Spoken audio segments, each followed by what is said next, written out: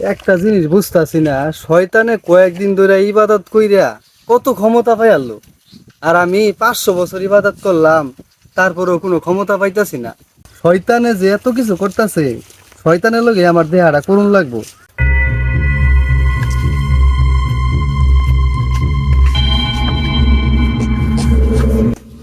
শয়তান রে কই পাই আমি? আমি তোরে খুঁজা বেড়াইতেছি, কই পামো আমি শয়তান রে?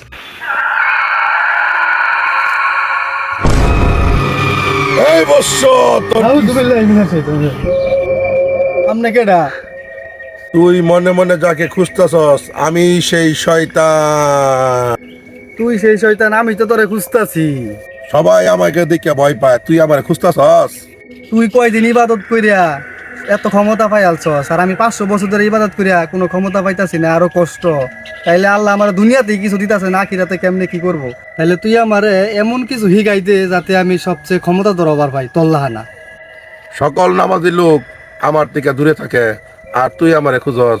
সবাইরে আমি খুঁজা খুঁজা ধোকা দেই, আর এটা আমারে খুঁজে। এই কাহিনী শূন্য তো ইবলিস বস খুশি হয়ে যাব।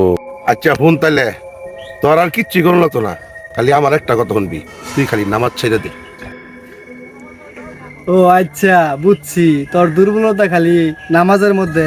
আমি যতদিন বাচ্চা থাকবো ততদিন নামাজ ছাড়তাম না। আল্লাহ আমার যাতে নামাজ থেকে বিরত না রাখে।